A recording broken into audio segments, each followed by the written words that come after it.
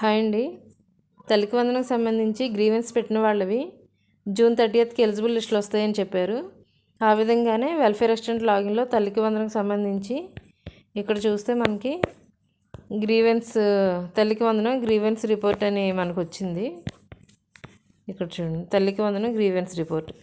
ఇది ఒకసారి అబ్జర్వ్ చేస్తే మనం ఏమేమి రైట్ చేసామనేది ఇక్కడ ల్యాండ్కి సంబంధించి ఈ పర్సన్కి రైట్ చేసాం. ఈ పర్సన్ది ఏమైందంటే ల్యాండ్ వాళ్ళది కాకపోయినా కూడా వేరే వాళ్ళది యాడ్ అయిపోయింది. ఇక్కడ ఎవరిదైతే యాడ్ అయిందో వాళ్ళ ఆధార్తో పెట్టి మనం గ్రీవెన్స్ రైట్ చేసాం. అప్పుడు ఈ పర్సన్ చూడండి ఎలిజిబుల్ అయింది. Eligible and to be paid. ఇలాగా ఈ గ్రీవెన్స్ పెట్టిన తర్వాత ఎలిజిబుల్ వచ్చి టు బి పెయిడ్ అని వస్తే వాళ్ళకి జూలై 5కి అమౌంట్ పడుతుంది. అదేవిధంగా ఇంకా కొన్ని చూస్తే ఇక్కడ చూడండి, హౌస్ హోల్డ్ హ్యావింగ్ 4-వీలర్. ఇక్కడ అండర్ వెరిఫికేషన్ వచ్చింది. అంటే ఈ ట్రాన్స్పోర్ట్ డిపార్ట్మెంట్ వాళ్ళు ఎవరైతే ఉన్నారో వాళ్ళు అప్లికేషన్ ఫార్వర్డ్ చేయాలి. వాళ్ళు ఫార్వర్డ్ చేసిన దాన్ని బట్టి ఎలిజిబుల్ అయితే ఎలిజిబుల్ అవుతుంది, లేదంటే ఇనెలిజిబుల్ అయితే ఇనెలిజిబుల్ అవుతుంది.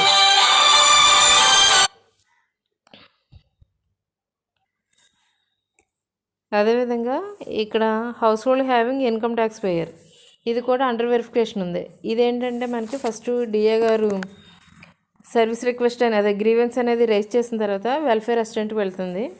వెల్ఫేర్ కూడా ఫార్వర్డ్ చేసిన తర్వాత విఆర్ఓ లాగిన్ కూడా ఫార్వర్డ్ అయిన తర్వాత ఎంఆర్ఓ లాగిన్, వీళ్ళందరిది అయిపోయిన తర్వాత కానీ వీళ్ళది ఎలిజిబుల్లోకి రాదు. ఇది ఇంకొక కేసు చూస్తే మనకి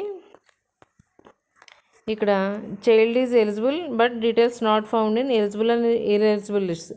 ఇదేంటంటే కొంతమంది పిల్లలది ఎలిజిబుల్లోనూ పేరు రాలేదు, ఇన్ఎలిజిబుల్ లిస్ట్లోనూ పేరు రాలేదు. అలాంటి వాళ్ళకి కూడా మనం గ్రీవెన్స్ రైజ్ చేసాం.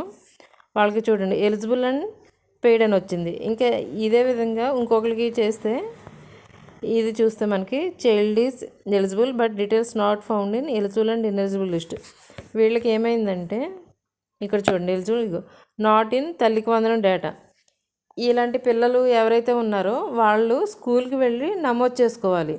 స్కూల్ డేటాబేస్లో వాళ్ళ డేటా లేదు, వాళ్ళ నేమ్ లేదని అర్థం. ఇలా కూడా కొంతమంది ఉన్నారు.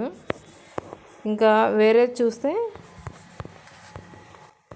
ఇక్కడ చూడండి నాట్ హ్యావింగ్ రైస్ కార్డ్. ఇది మనకి ఎలా అంటే సరైన ఆదాయ ధృవీకరణ లేదు అని కొంతమందికి వచ్చింది. వాళ్ళకి ఏంటంటే రైస్ కార్డ్ లేదని. ఇప్పుడు కొత్తగా కూడా మనం కొంతమందికి అప్లై చేసాం కదా ఈ మే మంత్లో, వాళ్ళకి మనం క్యాస్ట్ సర్టిఫికేట్లు లేదంటే ఇప్పుడు కొత్తవి పెట్టి మనం గ్రీవెన్స్ రైజ్ చేసాం. వీళ్ళకి ఇదిగోండి ఎలిజిబుల్లోకి వచ్చింది చూడండి, eligible and to be paid. ఇలా ఎవరైతే గ్రీవెన్స్ రైజ్ చేసుకుని ఎలిజిబుల్లోకి వచ్చారో వీళ్ళందరికీ కూడా జూలై 5న అమౌంట్ వేస్తామని చెప్పారు. మీరు ఎవరైనా కానీ గ్రీవెన్స్ రైజ్ చేసుకుని ఉంటే ఒకసారి మీ సచివాలయంకి వెళ్ళి వెల్ఫేర్ అసిస్టెంట్ని అడిగితే చూసి చెప్తారు వాళ్ళు మీరు ఎలిజిబుల్ వచ్చారా లేదా అని చెప్పి. Thank you.